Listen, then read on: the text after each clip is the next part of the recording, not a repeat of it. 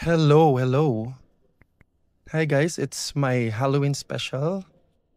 I'm not really a makeup artist pero I'm gonna share with you all kung paano ako maghanda during the Halloween season.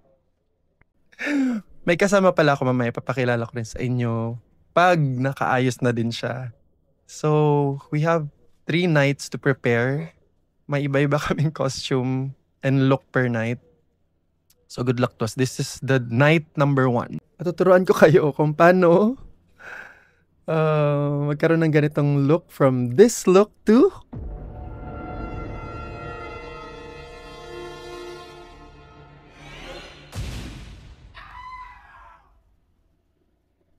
yon. Okay, let's start. So primer muna tayo. Ano bang primer meron ako dito? Let's start with this NYX Professional Makeup The Face Glue. First time ko itong gagamitin, binigay lang to sa akin ng kapatid ko. Though, hindi ko sure kung maganda. Oh!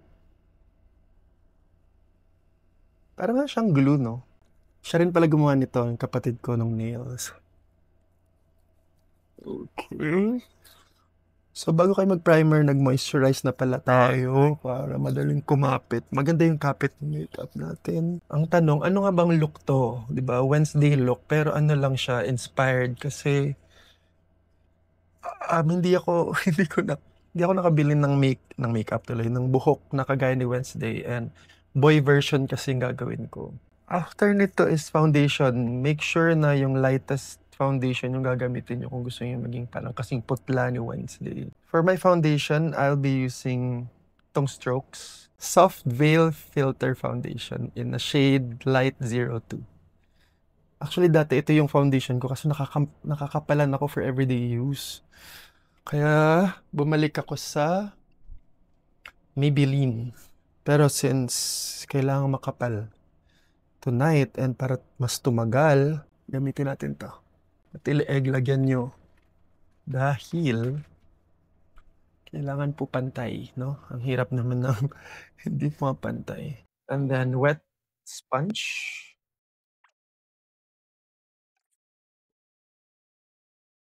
So gusto kong i-combine yung Lady Gaga look niya. Ito yun, pakita ko. Sa Wednesday. So kaya magkakaroon tayo ng light na eyebrow mamaya. For the concealer, we have Maybelline Fit Me. Tagal na to hindi ko nagagamit kasi maling shade to, pero dahil maputi to, pero ngayon since kailangan natin ng maputi, magamit natin siya. Guys, ano lang to hindi ako professional makeup artist. So, itong ginagawa ko is, ito yung nag-work for me. Kung meron mo kayong suggestion, pakilagay na lang dyan kung ano yung tama. Same sponge pa din. I mean, hindi na ako mag-iinarte. Babalikan ko kayo pag natapos na to. Kailangan nating iset to using powder. Meron akong translucent powder from Dr. Sensitive. Ito siya. Ito yung ginagamit ko everyday. Trust the process tayo, guys. Alam ko maputing maputi pa. Meron ako ditong BLK na sobrang tagal na nito pero hindi pa maubos-ubos dahil hindi ko naman masyadong ginagamit. Dito lang yan.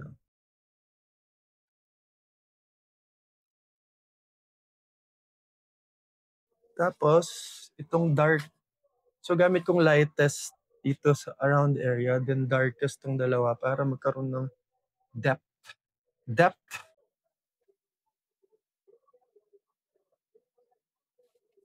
Tapos, ibababa mo siya to your, dahan-dahan to your nose line. Para mas maging light ang ating eyebrows, ay concealer ang gamit ko. Shit! Ito kasing kay Lady Gaga eh. Ganda ba? Sakto lang. Kailangan ko ng contour. Hindi ako marunong mag-contour talaga. Hindi ko kasi alam paano ba ang... Ganun ba? Sa taas na. Di ba, ayan yung gagawin mo, yung shadow niya, sa taas na mo.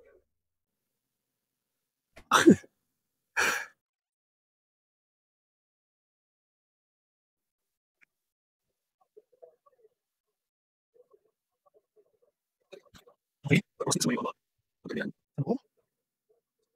Tapos na. Tapos magbe-bake tayo. Ano ba ang baking?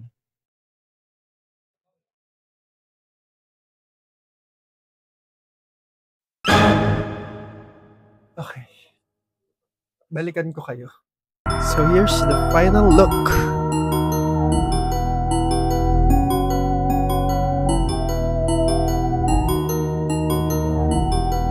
Scary.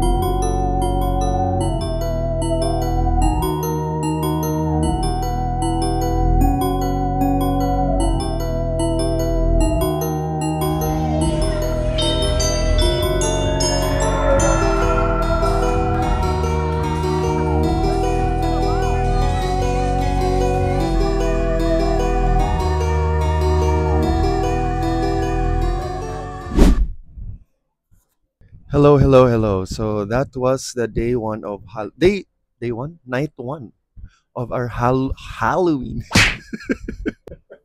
And that was our first night sa aming Halloween special. So second night namin, ito yung peg namin, very Doja Cat. Good luck to us. Diba? Siyempre, ang init-init sa bar. Pero, siyempre, le-level up namin ng aming costume gaming, di ba? Yung mga costume namin, or costume ko especially last year and the other years. Ito. Yan. Appreciate nyo guys. Ganda. Sakta lang. Anyway, so sinimulan ko na i-block yung mga eyebrows ko. Madali lang yan. Ito lang yan. Glue, mga 3, 4 na layers, then powder.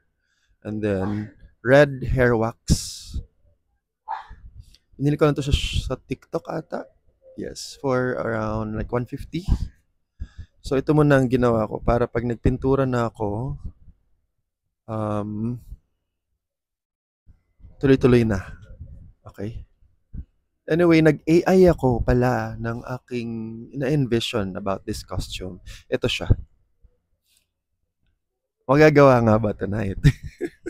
Let's see. So halos yan din yung binili kong damit. May gloves din ako na may kuko. So papakita ko sa inyo later, okay? So next step would be painting my face red and my arms and my back. Okay? I'll be back.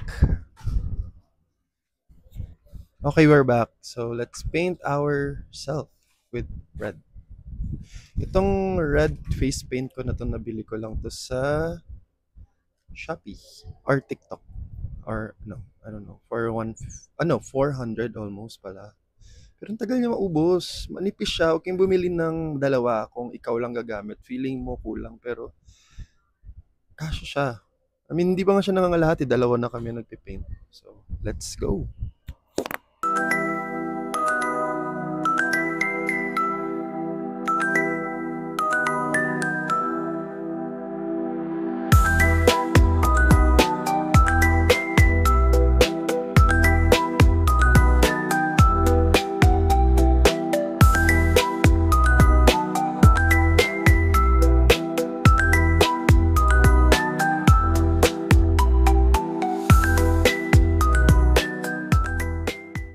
Guys, tatapusin ko lang, balik ako.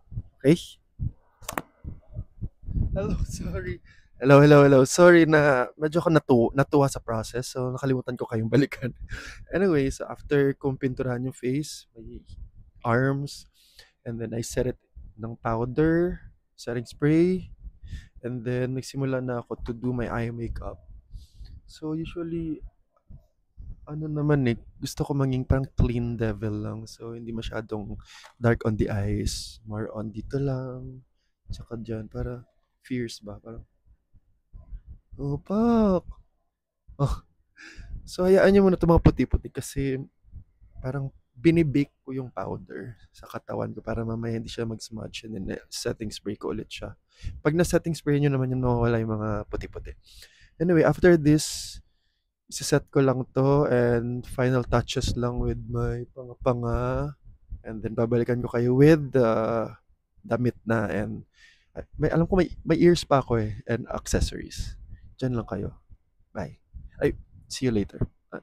So here's the final look.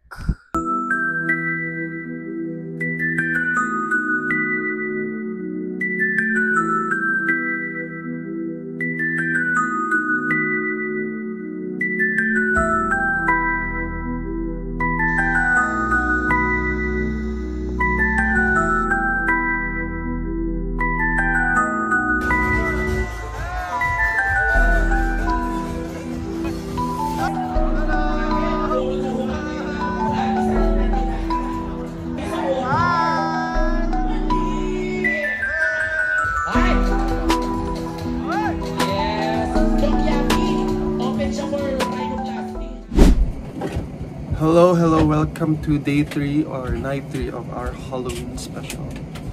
Hindi ko na pinakita yung process paano ito ginawa kasi namamadali kami. Actually, hindi namin to sure kung matutuloy this Halloween part 3 or night 3, pero pinush pa rin natin. So this is my costume. Simple na lang kami kasi ang OA ng last night.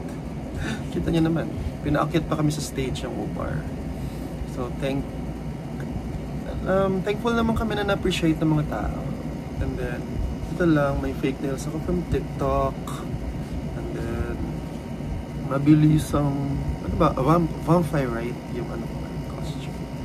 And then, simple eyeshadow lang para. Gusto naman namin mag-enjoy na hindi kami nakakapag na hindi inaalala ang gabi kung natanggal na ba yung paint or may na bangga kami at transfer yung paint sa kanila. Ang hirap pero worth it. Ang saya. So day 3 sa ano naman kami ngayon. So 2 nights na kami nag-over sa rampa naman mga bakla. Okay, see you guys later. Kahit nakatayo ka matulog.